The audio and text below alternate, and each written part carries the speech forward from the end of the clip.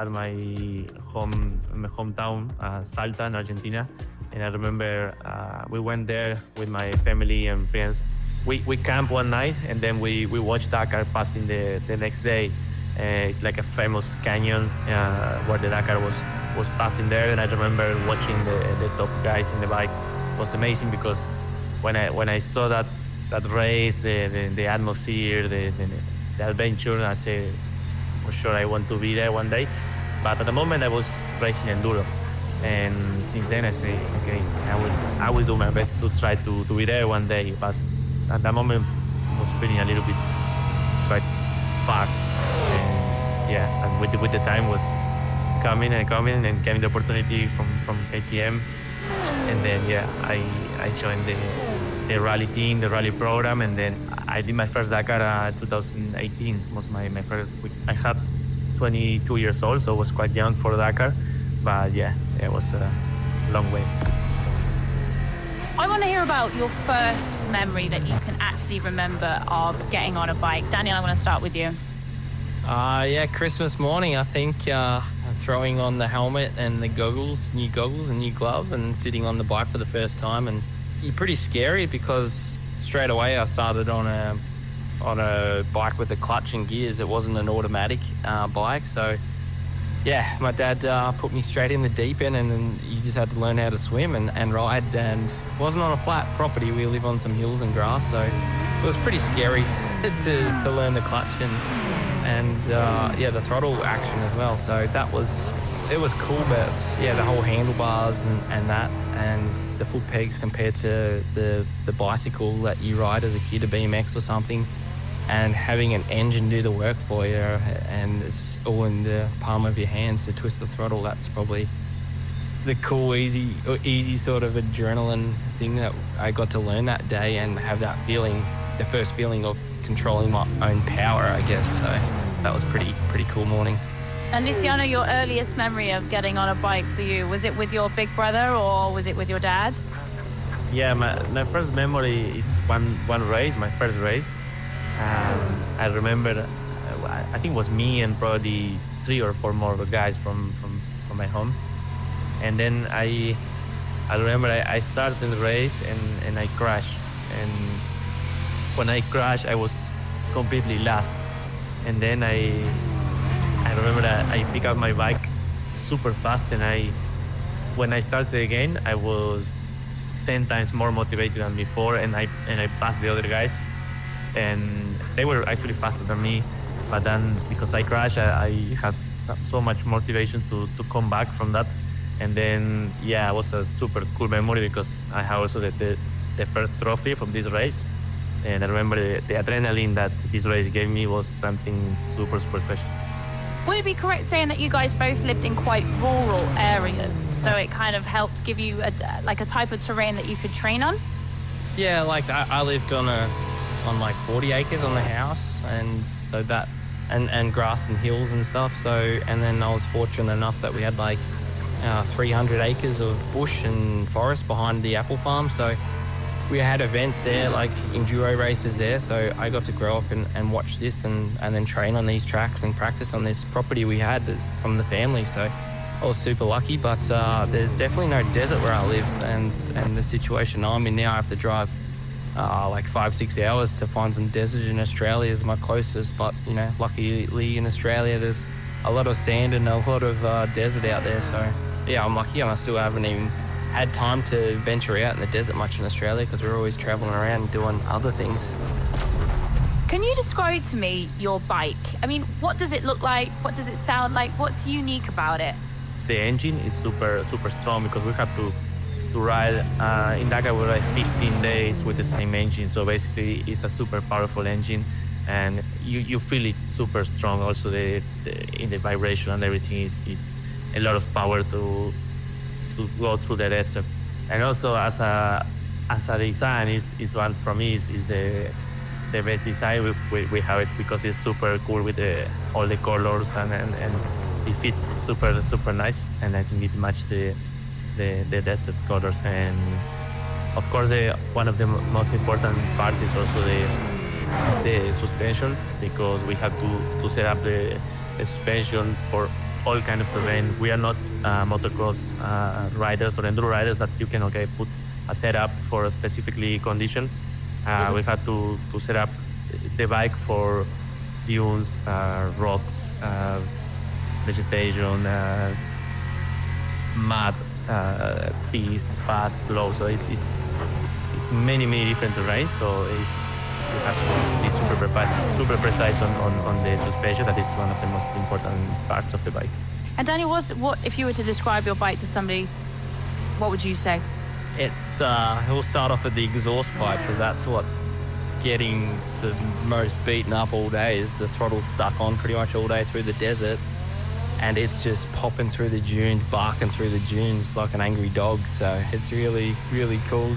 It's a straight through exhaust. It's not like your normal motocross bike where the exhaust comes sort of across the middle of the bike. This one goes under the frame and then down low and then comes up and hangs out the back right near the rear fuel tank. So it's straight through. There's no baffles in there, no filters. It's just straight loud noise. So that's really cool. But yeah, we have one other thing that's with our bike that's pretty easy to see that's different to any other motorbike is the navigation tower on the front. We have a digital roadbook on the front, so that's how we navigate through the desert, and it's like a windshield on the front, like a MotoGP bike.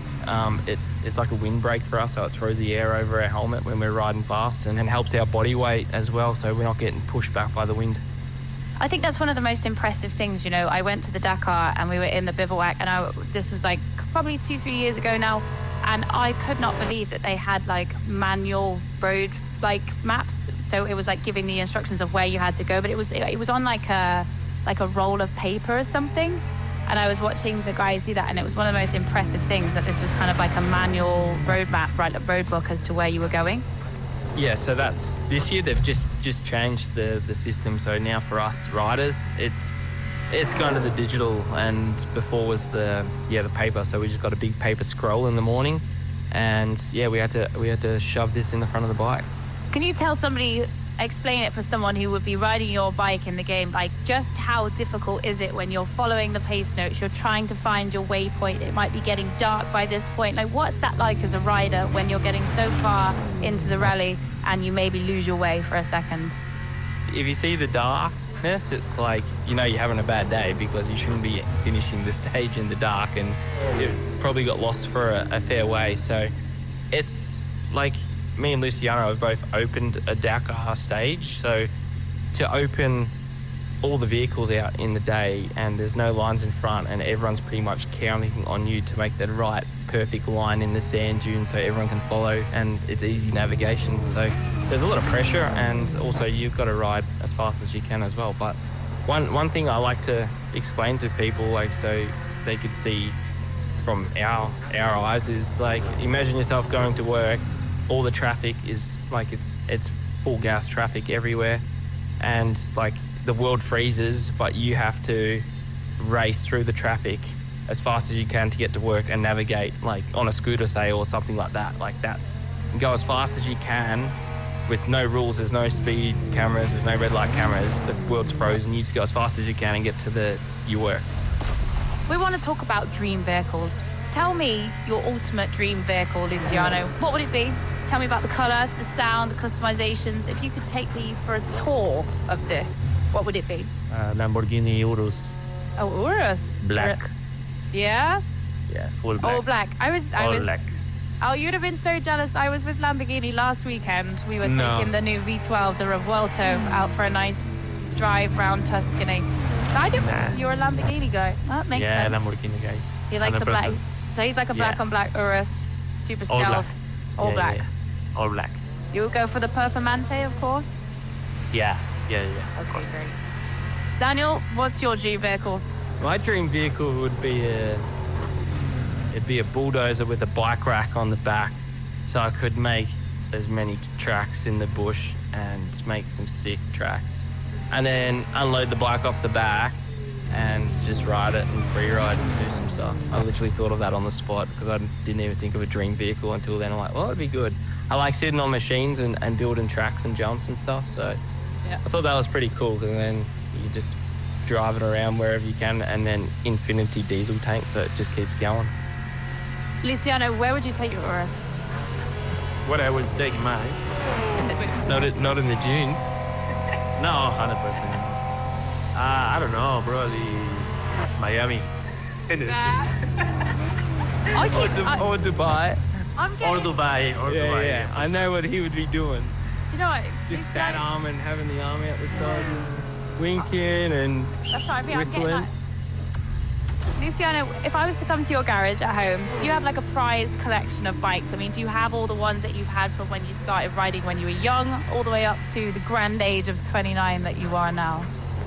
Yeah, I have we have a really cool garage with Kevin at home, and we have the first bike that I rode, the Pee-wee 50, and Kevin has it was like Cougar 50 or something like that, so it's super small bikes, and we have also the jersey from that moment.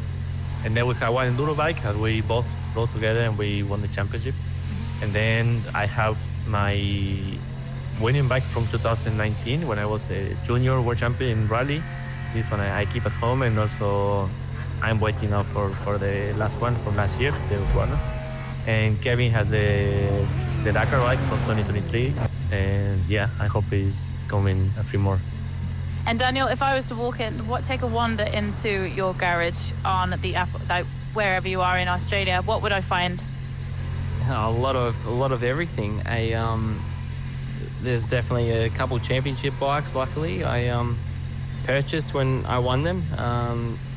It was a pretty cool moment winning the first Australian outright championship on the 300 KTM two-stroke. So that's one of my favourite bikes of all time, really. And then the second one I've got there is Husqvarna 501, which I won the international 6-day enduro outright on too. So that was one I definitely had to grab and not let the team sell. And I bought that as well. So I've pretty much got all my savings in motorbikes just for trophies. And yeah, I built up another really cool gas bike. I won a desert race on in Australia, all painted frames and factory engine and suspension in there. So that was pretty much like a bling bike build. I had a mate that had a painting business, so he offered to paint up the frame any color I wanted and all the bits. So that was a pretty cool build. It would definitely look cooler than Luciano's Lamborghini. And what color was the frame? What color did you pick? Because it was gas, I don't like a candy red, so it was like it popped pretty good. But when you put the big tank on the front for the desert, it covered it up a bit. But yeah, I painted the swing arm like I forgot the color. It was like a charcoal, a gloss thing, and yeah, the candy red paint definitely looked nice as well. You wanted to take a bite of it, and then with some race fuel in there as well, it just gets you going when you smell that in the garage too. So yeah, they're the three at the moment. We've got the rally bikes in there and a lot of beehives in there as well. That's in the garage. So sometimes when I'm spinning the honey out of the bees, they like to come in and sting me while I'm working on bikes. So they're very friendly. Yeah, I don't know how I'd feel about that if I was just sort of in my garage trying to get some stuff out of those bees in there. I would have absolutely run for my life. That's why I don't need to lock up the bikes. I got them as security guards, so no one goes in when there's bees around. Trust me. Yeah, I'm not surprised. What are some of the scariest tricks or stunts that you guys have tried? Probably dropping off big jeans. Yeah, I did one massive one time. It was the craziest jump I ever did in my life. I didn't want to jump. I just missed a dune. I was thinking it was flat on the other side, so I arrived super fast going up, and then I was too much motivated because I saw the helicopter, and then suddenly the dune was cut like, I don't know, 10 meters or something, and then it was like a big drop, and then again another one, and then flat again. That's crazy. When I was in there, I said, it's game over for sure. I'm out. That's crazy. And yeah, luckily I land super hard, but didn't crash. Like, I just landed and get stuck in the next dune. Oh my God. Hit my helmet with the tower. I remember I had pain in my neck for the rest of the Dakar, my wrist, my knees, my back, everything, but I didn't broke nothing. So it was quite spectacular, and I wish I get this video. I don't know, but no, it didn't happen. Doesn't count if it's not a video. Yeah. I'm just going to pop in here and just say to the listeners, I mean, don't try any of these things at home. Like, these guys are professionals. Daniel, what's your biggest off that you've had? Probably like that road section when I smashed the elbow. That's probably one of the scariest, but wasn't really a stunt. Like, and it wasn't really a small curb. But yeah, I've got a similar story like Luciano. Like in the desert in these dunes, we tried to read the terrain as fast as possible, and in the dunes it's really hard to make up time, so you have to ride the limit, and reading the shape of the dunes is definitely the hardest thing, especially when the sun's directly above you. You have no reference, so you're risking it. You're playing Russian roulette with your life pretty much on these dunes if you're really pushing for the win of the Dakar and any other race with big dunes. So yeah, I got lost this one day, and then I lost like 15 minutes after having a really good day, and was pretty angry, and I was pushing through these dunes. It was like 6, and they were all the same size, like same shape, so you could jump off them and you gauge a little bit more. Okay, these set looked like okay. I must have got to the 7th one, and I've just launched off it. And mid-air, you're just free falling in the air, and you look down normally because there was 6 or 7 riders in front of me that day already, so you can see the lines in front in the sand. So I looked down like over the front of the bike, and I could see there was lines there, no bodies there, so I knew everyone survived the drop because surely some people have missed it as well. And I've seen one, like, you know those chalk lines after the murder scenes and that? There was one of them down there. And you can see in the scene it's just a splatter and like the helmet and footsteps, so you know someone's crashed. But they've got up and they've survived. So while I was mid-air, I was looking at all this and trying to see my outcome. And anyway, I've landed full, like, you try and absorb as much as you can through your limbs, so your elbow, your knees and ankles or whatever's in that joint in your wrists. And then I had a dicky left shoulder, so when I've landed the bike, I've stayed on the bike and not crashed, used all the suspension, and then my hands have gone, like my arms have gone forward as the bike's gone forward and taken off, and then my left shoulder dislocated, and then I rode up like 10 meters and had to like pop it back in and then continue riding because it was still like 100 Ks from the finish. So that's probably one of my coolest jumps I've done. Yeah, that sounds pretty eventful. I mean, I'm trying to think what my worst one would be. I think it was when I was drifting once and I was still learning, and I came out of the corner in 3rd gear. The car swung back the other way, but what I hadn't banked on was there was a 6x6 tyre bale, and like I have an S15, and the overhang over the back wheel is just that little bit bigger than I thought it was going to be.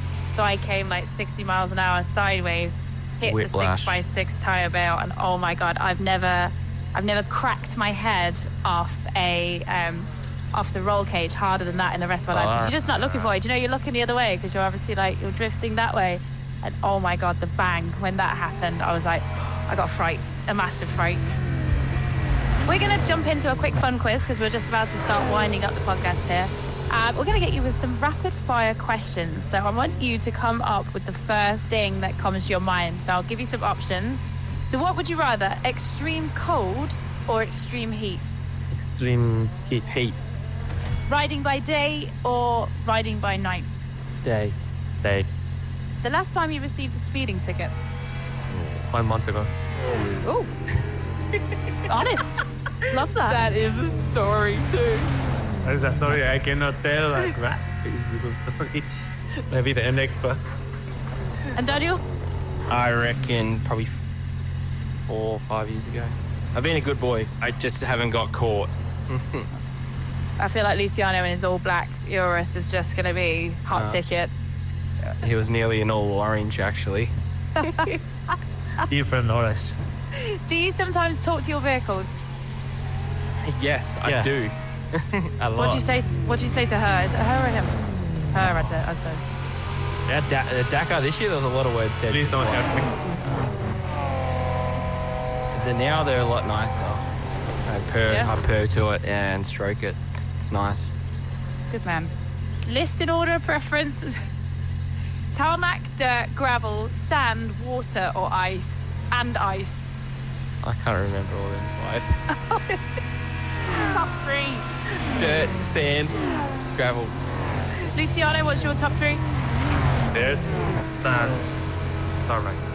What are your current favorite music tracks to listen to on the road? I want one for holiday mode, one for race prep mode, and one for race mode.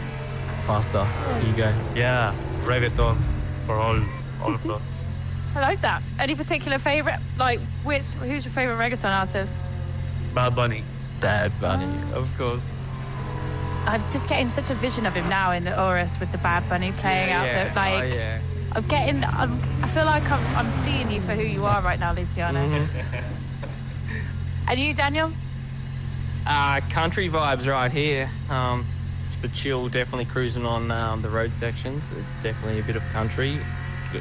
And then for a bit of pump up, I'll go a little bit of, 90s rock, 2000 early.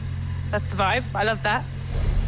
So as you know, Motorfest, the podcast, is about the different motorsport disciplines you can find in the new Season 6 of the Crew Motorfest, be it off-road, be it flying, motorbiking, or GT cars. If you guys, for whatever reason, had to make a career change, which of these disciplines would you choose and why? So you could be any other discipline. You could be a rally car driver, you could be a MotoGP rider, you could be any other discipline. Would you still pick rally or would you change? I think I stay rally. Oh, you stay rally, do you? Yeah. I wish I got to go to Supercross and motocross. Yeah, that's probably the pick I'd go to. And then go to rally after that. What is it, if you could explain it to people, why rally raid, why rally bikes? In this, like, if you'd explain it in a couple of words. Just the adrenaline in the desert, the freedom is unreal. It's something you cannot experience it in another sport, even if it's MotoGP, Formula One, whatever it is. I think it's completely different, and it's with the nature. It's more open, and yeah, it's nice. And that's it for today's episode of Motorfest, the podcast, with Daniel Sanders and Luciano Benavides. I had so much fun getting into the gritty details of what these guys do for a living. And I just love this line from Daniel. He said, imagine yourself going to work. It's full gas traffic everywhere and the world freezes and you have to race through the traffic as fast as you can, navigate with no rules. There's no speed cameras, no red light cameras. The world is frozen. That's pretty much what we have to do every day for 14 days straight. Guys, this was exhilarating. I'm almost ready to give rally riding a go myself. If you love this episode, make sure you binge the rest of the series on YouTube, Spotify, or wherever you get your podcasts, and we will see you again next time.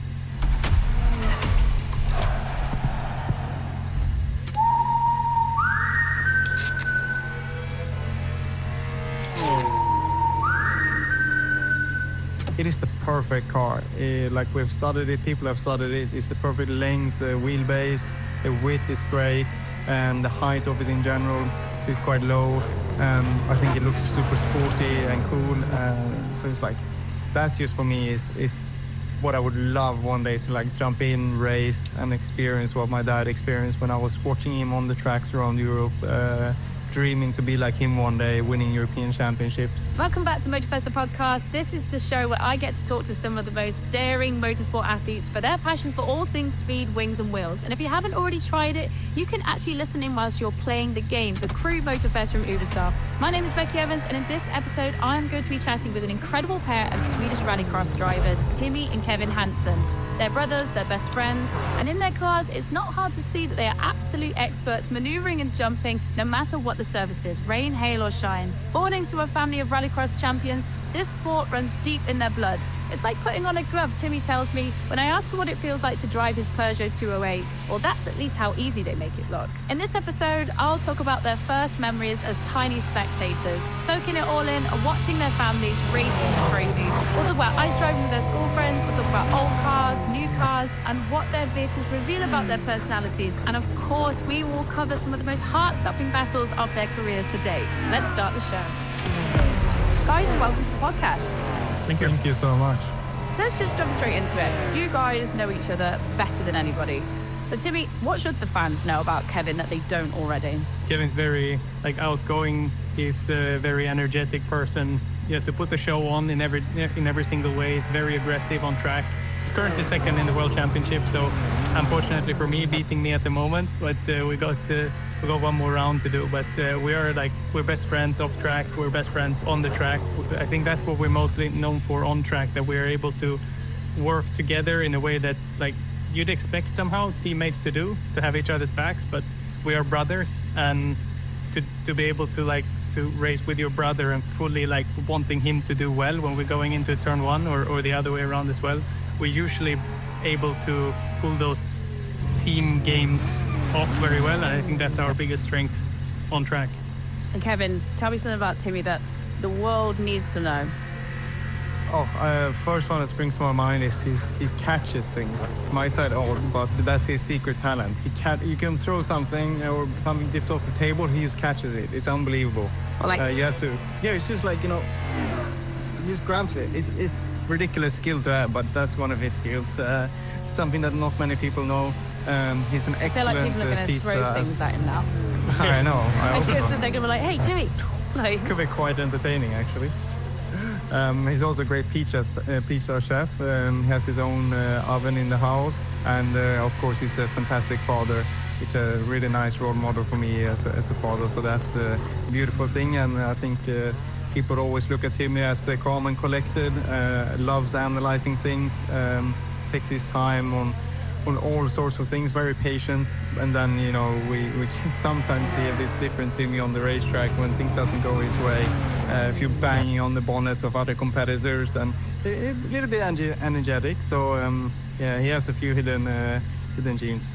Now, I'm absolutely delighted to have you here. I mean, rallycross to me is one of the most exciting motorsports. It's just, you get so much happening, all the different surface changes, you've got cars flying everywhere. I mean, how did you guys originally get into this? I think it was through our father, or it definitely was. Both our parents were racing. They met in the rallycross paddock. Mom was racing when I was born, so I'm the oldest. And she became champion. She's the only female champion still in '94. I heard that. It's such an impressive thing, it's definitely in the blood for you guys. I mean, we'll get into it further into the podcast, but your mother, your father, both into rallycross, and now you've got two boys that now compete themselves as well. Yeah, and Timmy, he was actually off to a little bit of a different path for a while. He wanted to go to circuit racing, did that for a couple of years, and was one of the best talent. I think he raced with some of the best Formula 1 drivers currently, but for me it was always, as I'm 6 years younger, it was rallycross for me. I was like, that's my dream, that's what I want to do. And after Timmy changed his career path to rallycross, we kind of matched our career timelines, and been racing now for I think maybe 8 or 10 years, so it's been amazing. So guys, let's jump into it. This is a question that I've been asking all of my guests right now. In all seriousness, if you could be a car, a plane, a boat, or a motorbike, which one would you be and why? I would be a top fuel drag racing car. They're so cool, right? Yeah. I grew up watching drag racing. I get so excited because not many people know what top fuel is. These 10,000 brake horsepower, nitro, methanol, amazing machines. They'll do the quarter mile in 3 seconds. Kevin, the question to you, what would you be? Car, bike, boat, plane? I would be a car. I want to be a specific car. I want to be Lightning McQueen, because that's just what I just love. Movie cars, and he's just such an icon. So I would like to be Lightning McQueen, if I could be a bit weird and cringe. Ka-chow. No, I like it. Ka-chow, yeah. Timmy, I'll ask you first. Can you describe your cars? I mean, people listening to the podcast right now, they'll be playing the game. They can actually drive the Peugeot in the game. But can you describe the look, the sound, what's unique about this vehicle? It used to be a 600 horsepower four-wheel drive car, accelerate from 0 to 100 in 2 seconds. So it is very fast. And we race on small circuits, and it's basically the first one to the finish is the winner. Now, 3 years ago, we made the switch to switch out the petrol engine for an electric engine. So we got a big battery in the car, and we're actually getting almost 700 horsepower out of the electric package right now. We do have to pay with a little bit extra weight, but rallycross is so important to the starts, as we said with drag racing. So the electric is giving that extra jump off the start line. That's what we changed. And Kevin, can you describe your cars for people that are listening right now, just even down to the livery? Like, I love hearing when people try and explain their livery. It's actually harder than you think. Yeah, and that's in the end, that's my job to design the cars as a marketing guy in our race team. And I love liveries. I can speak about that all day. So our livery is a beautiful, strong red, because the Hansen name has been around for such a long time in rallycross, and we're basically like the Ferrari team of rallycross. When my father and my mother raced, or our father and mother raced back in the days, we're sponsored by Citroen, and obviously they are red. So the red color of the Hansen team is iconic. So we have half a car, red with the Hansen logos. The rest, obviously, the beautiful chrome Red Bull bulls on the front of the bonnet, on the side, on the roof, on the rear bumper. With that matte finish blue behind it. It's just stunning. And obviously, to save weight and so, we have stickers that covers the rear and front lights. So it's actually not real lights. So you can imagine it looks like a normal 2.8 you would see on the roads, because that's what the car is based off. And then it's just widened by, I think, 20 centimeters. And a bit of aerodynamics. Got a rear wing that is adjustable, and that is absolutely maxed out as much as we can within our limitations. And the difference between the two cars is on the front it says Kevin, on the front of Timmy's it says Timmy, and I have a little bit more red here and there to have the differences, because we actually experience a bit of problems with our spotters when we're both up in front in races, that they can't tell a difference between who is who when it's dusty and muddy, and all they see maybe is the roof or something like that. So we had to come up with some clever ideas how to change that. I mean, Timmy, looking through Instagram, I found a picture that really highlights your deep roots in motorsport. It's a photo of you and your family at the Kinnekulla racetrack in Sweden, along with some, it's just really sweet. You said, win on my home track yesterday. It's so special to race where it all started for my family. I remember seeing my dad winning here when I was a kid, with my grandparents working in the team. So it's no secret that you come from a car racing family, and it's obviously one of the reasons why you're here today. But I want to know about where your passion for rally first began. So take us back to Kinnekulla and your first souvenirs of driving cars with your family. Yeah, that track actually goes back to the day when I was born. So my mom was in hospital, and 2 days after I was born, Dad had to leave, and they were racing the European Championship on our home track there. Of course, I didn't come to the race then, but it used to host the European Championship. It's just an iconic place for us back home here. And funnily enough, I'm 32 years old now. I'd never raced on that track, on my local track. So I got the chance last year to jump in a little buggy, a cross-cart buggy, and try to race the young guys who were there. And I actually managed to win. My son was there, family was there, all the friends were there. It was a beautiful day. That is really lovely, isn't it? Especially when it's like a full circle moment. And then maybe even one day your own children. Like, do you think that would you take them there to race as well? Yeah, my son has actually started go-karting right now. So we will go to a race this weekend, his second race. It's definitely full circle. He's driving Kevin's old go-kart, so it's a bit too old. I should get him a new one if we want to be more competitive. It's all about the material if he wants to perform a winning, Yeah. Now, Kevin, your father's 2003 Citroen Zara holds a lot of importance to you both. This is once how you described it. I found this. It said it was a classic because it was such a strong red. When we were growing up, it was the atmosphere of our childhood. That car is rallycross and a dream car in every aspect. It's perfect in its ratio for its wheels. It's perfect for its body kit. What else can you tell us about Kenneth's car and the memories that this Citroen Zara brings for you? Well, I think it's when he introduced that in literally the year I was born in '98, that was everything I remembered when I was growing up. I even remember being I think I was 5 years old. I was lying on the floor in the tent and having a screwdriver, poking the wheel. And all my real childhood memories are with that car. And his biggest success was in the Citroen Xara. And obviously during time growing up as well, Seb Loeb is my other hero. That I've been lucky enough to be teammates with and can call a friend today. He raced that and was super successful. It was just like I said in that quote, it is the perfect car. We've studied it, people have studied it. It's the perfect length, wheelbase, the width is great, and the height of it in general is quite low. they built a big tabletop jump. Then they built an even bigger gap jump to jump over the tabletop. And on top of that, because 2 jumps on top of each other is not enough, they also dug a tunnel underneath. So it was 3 layers of cars crossing over each other there. But during practice, it was like some people had some scary moments. And I jumped too far one time, landed on the nose, broke everything we had in the front. And we had just traveled over there to the US with a container. So we just had so many spare parts. And basically, I could not do one more of those jumps. So I decided like, maybe it's safer to go the small jump route, not to risk it. But Travis had an incredible speech with us before the start of the event because people wanted to take it out. Like, it's too dangerous, so we can't drive there. But Travis, being the guy that he is, called all of the drivers into his motorhome, nobody else. He shut the doors, and he gave like one of these movie speeches, American movie speeches about how we got to do this. And the punchline was, we want to be able to tell our kids one day that we were racing when men were men. So let's go out there, let's do it right now. They're probably going to ban it next year, but let's race out there, let's have fun. It's a lot of fear, like going essentially off a cliff. And if you don't carry enough speed, that will be the end, right? But the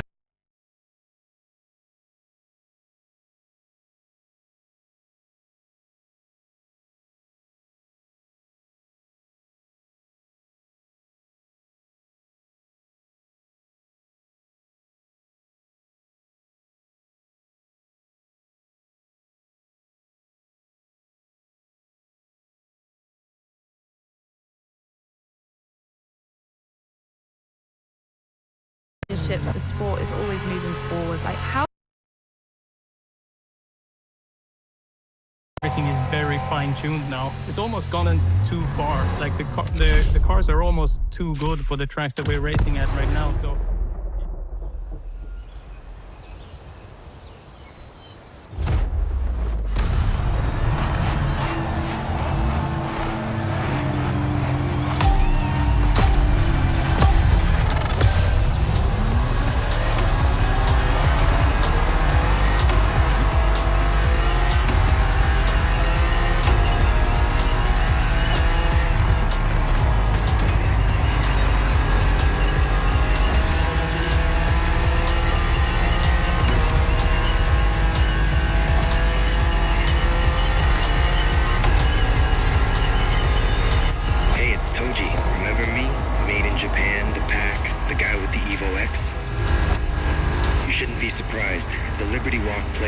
I'm a customizer. That's all I needed to know.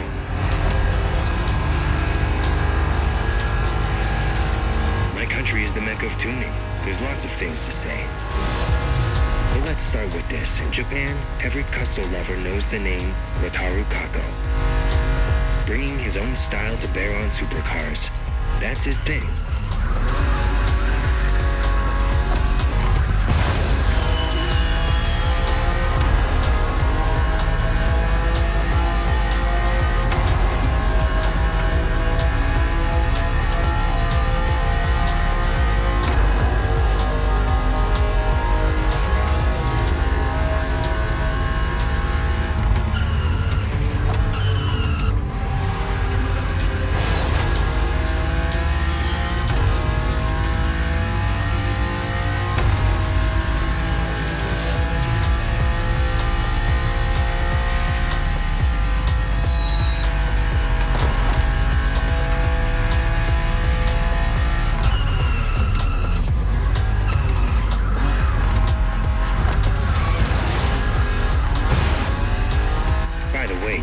BMW is too dull, and you're in the Liberty Walk playlist, so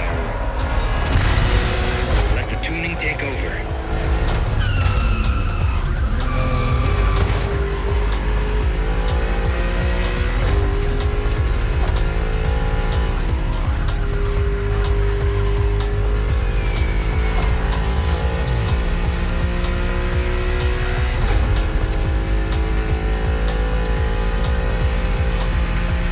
Check it out. New front bumper and rear wing, side skirt at ground level, wide fenders with rivets. Kato's signature, unmistakable. I'm done talking. Just show me what the car can do.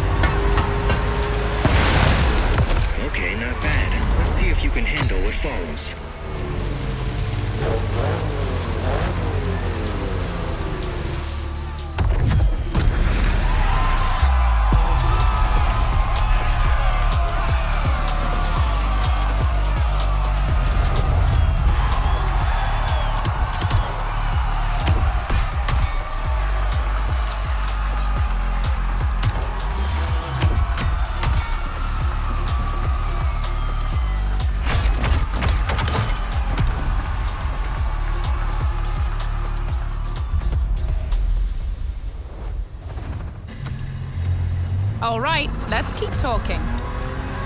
Almost gone too far. Like the cars are almost. So, how do you like that modded BMW? Can you feel the difference? It has all the signature Liberty Works upgrades.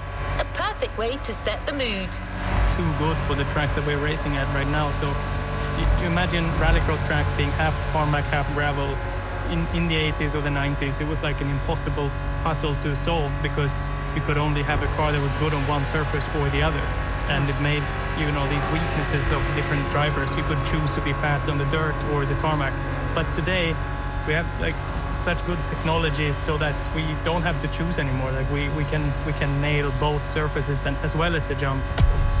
Good news, that car isn't going anywhere. You're taking it again for the next ride. And it's a long one. Plenty of time for you to get acquainted with a true Liberty Walk vehicle. I want to talk to you guys a little bit about the extreme E-cars because they are absolutely crazy to look at. They look like something out of a sci-fi movie. But what are they like to drive? I've always been interested to know that. It's actually, when we first tried that car, we were both me and Timmy the first drivers to test it back in 2019. And we went to actually a rallycross track. It was back in the days when they didn't really know the format. So went to a rallycross track, we both got to try it, it was feeling great. And then a few years later we went to the first race, and obviously then, we had much more Dakar-like stages, almost like a rallycross circuit, but a lot longer, so it's 7 kilometers. And it's obviously like in Dakar nature with sand dunes or rocks or whatever you can imagine. So these cars have to battle a lot. So when we tested it in 19 on a nice, smooth, flat surface, it was all beautiful and happy. But when you get out in the real terrain of off-road driving and race side by side in a rallycross format, the cars were quite difficult to drive in the beginning. So it did take a bit of engineering for them to get right. Actually today we have 2 shock absorbers in the rear of the car. It's a lot stronger wipers because they broke with all the heavy mud that was coming on them. They are just a big piece of kit, if we want to summarize it. Yeah. Like the wheels are massive, so much bigger than what we have in rallycross, obviously, and it's so much wider, so much higher, it's so much heavier. It's only 500 kilos heavier than our rallycross car, but obviously it's a great car to drive, or even that now, like you can handle massive jumps, you can handle so much rough terrain, and you can handle a lot of contact. Like Timmy said, even there, like the cars are going to the place where it's like we need even harder tracks, and that's like the super fun part about Extreme E, because you literally go out in nature and you drive them, but you drive them side by side to other competitors, male, female, on these incredible locations. So the cars have to, be able to tackle whatever they get thrown at. So talk to me about the next thing that you guys are looking forward to. I mean, there's Extreme H, the switch to hydrogen power, and how is that going to change the game and also your mindset? Yeah, Extreme H will happen. Extreme E will be no more, and Extreme H will take over. H for hydrogen. What they've done is basically added a hydrogen fuel cell. So we'll carry these 2 big tanks with the hydrogen fuel on top, and the fuel cell will charge a battery, so the drivetrain will actually be still electric, but that's a way to get more range and more power out of a similar package. So, Timmy, if you were to describe your ultimate dream machine, be it car, bike, plane, what would it be? And I want to know the details. I want like the color, the smell, what it sounds like, the whole shebang. So I think it's got to be a car that's able to do a lot of things. Like, I think jumps does add so much to a race, so it's got to be a car that can jump. We also need, like, actually I'm describing my own sport now, but it's like we've got to have some different challenges of dirt and tarmac, maybe some skill parts too, and a car that's able to do that. Like, of course, it's got to have a lot of power. Right? It's got to be four-wheel drive so they can slide on the dirt in a nice way. Definitely the Red Bull livery looks nice on anything, doesn't it? Something like, what they have in Pikes Peak with that massive aero, something in those lines. Just a lot of power, a lot of suspension travel, being able to jump really far. Color, probably red. I'm like describing what I'm doing already. I'm hearing a lot of the same. I'm just like, I'm pretty sure I'm in the perfect place. Yeah. Yeah. Kevin, over to you. Well, a little bit along the lines of Timmy, like you want, like if you take a car, you want to be able to drive it like on a F1 circuit, but also in the desert, up the dunes, through trees, on rally tracks.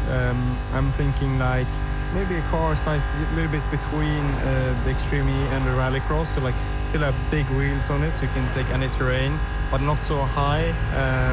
Like really long suspension travel, so you can jump like crazy.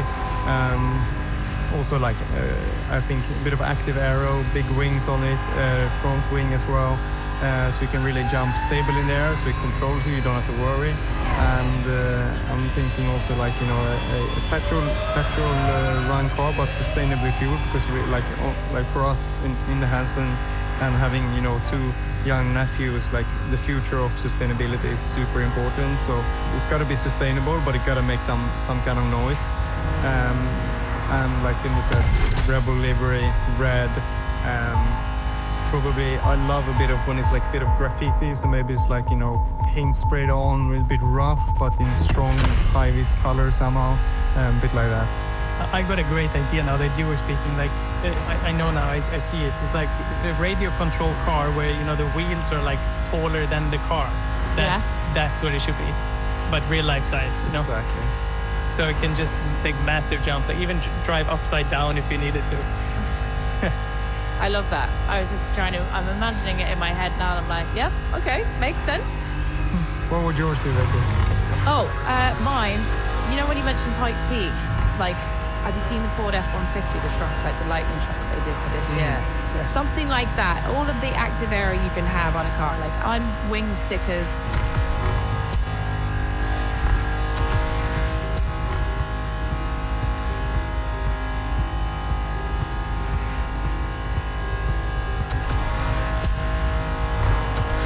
Lightning truck that they did for this year. Yes. Something like that. All of the active aero you can have on a car. Like, I'm wing stickers, the whole shebang. Like, I want it to look wild. But yeah, I think I'm a big Porsche girl, so it'd have to be probably something GT product with like my full livery on it. Like at the moment I have like yellow with black with like rose gold, which sounds awful, but it looks really good, I promise you. So yeah, I'd probably go for something like that, I would say. And where would you drive it? I would drive that. Do you know what? I love ice driving. I absolutely love ice driving. Like, it's my favorite thing. I'd love to do a road trip where I can just like drive it somewhere super cute, like boundary the Dolomites, and then I'd want to go somewhere where I can go to the lakes, put some studded tires on it, and absolutely rip, because that's the best place to do drifting. It's the best place to learn car control, 100%. and if you can do that looking cool, I'm all about it, guys. With ice, like, you have so much more time. As soon as you have grip, everything happens faster. I love also those transitions, like when you're doing a slalom and you're like you counter steering, you're on the gas, everything's going well in the slide, and then you just like tap the brake when you want to turn in, and the car does it. But if it was tarmac, it would fly by so quickly. But ice driving is like perfect playground to turn. Yeah, and also like when we did a year ago or so to me, when we had a Volkswagen Golf and the Audi S6 Quattro, like two very, very different cars, and then to slide with one that has like no weight in the rear and one that has so much weight in the rear, and also like to learn how to drift with those, like how much is the weight changes drift, and the timing of getting into that, like the swing. It's so big, and you can really, like you said, it takes a bit of longer time, so you can actually experience it better. So when you go to a racetrack, maybe move some weights around on your race car, it just makes a lot more sense, and you know what to expect when you do those changes.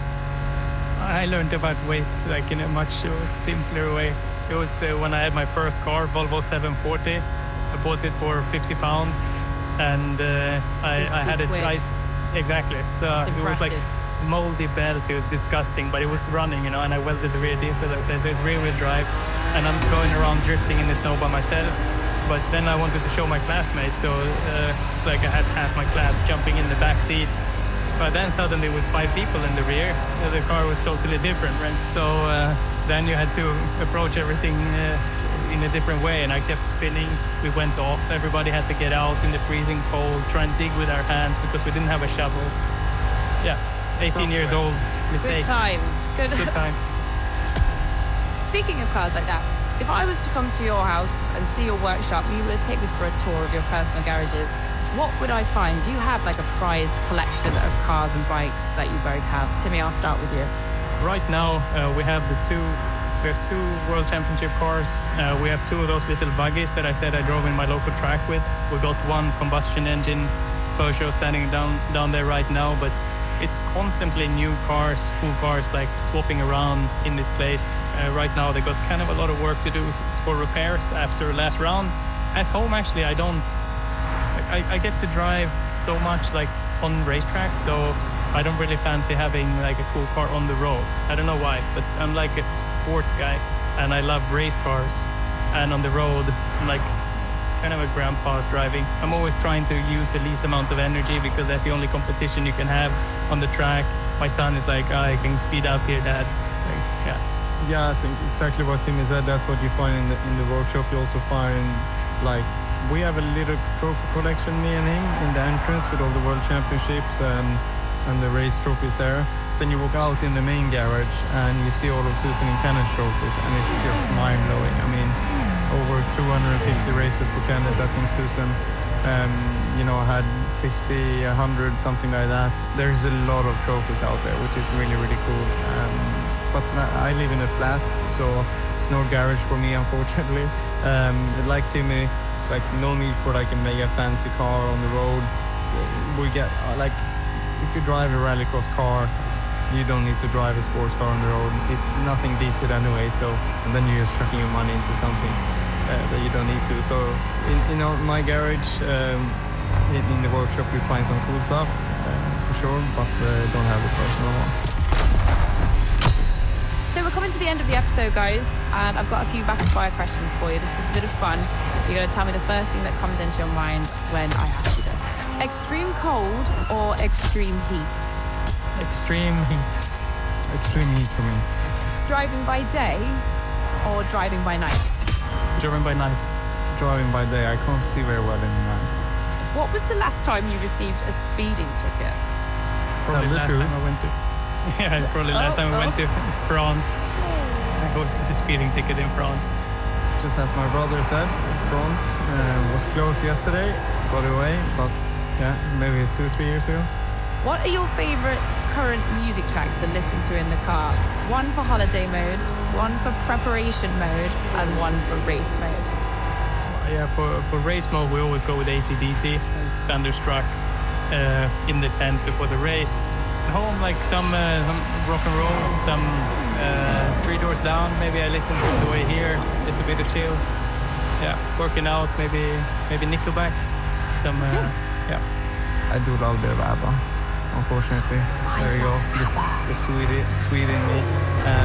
Race, like Tim said, and we always blast so much AC/DC before, it's just mega. And prep, I do love a bit of hip hop. Just anything I can get now. Some Swedish, mostly, from Swedish rap. So yeah, that's a bit of my mix. Love that. ABBA is my little secret party going song. Voulez-vous will never not be a banger. You heard it here first. Let's move forward into some more rapid fire questions here. So, Timmy, what's the most important skill an athlete needs in rallying? Just willing to train. I think the most important is car control. If there's one skill found in rallycross but not in traditional rallying, what would it be? Precision, like precision sliding, precision gravel, that mix between circuit and rallying. And that's what's so epic about this sport, the perfection you can have on an off-road terrain. Instinct or reflection? What do you favor most in rally, Timmy? Instinct, definitely. Like when something just whispers to you in the moment that you gotta be there, and you go there, and you watch the replay, and that was vitally important for the race. Yeah. Yeah, big time. And also that's such a big part of our sport. Just someone chucks it at you in turn one, just have to just poof, do what you feel like. Instinct, whatever you think is going to be right, that makes you survive. That's the key. In your honest opinion, between rally, Formula One and motor racing, which is the most intense discipline, like the one which has the craziest sensations? I think it's motor racing, actually, because they're going insanely fast, and the big difference is that if you fall, you hurt yourself, right? You're gonna feel it if you make a mistake. I think that makes it so much harder.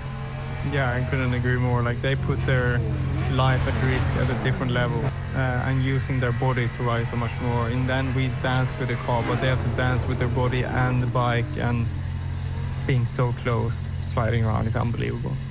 And finally, if we were to put a motocross bike and a rally car on the grid, which vehicle do you think would win the race? Oh, good question. I think it depends a lot. Like, we got to go in the middle ground racetrack, right?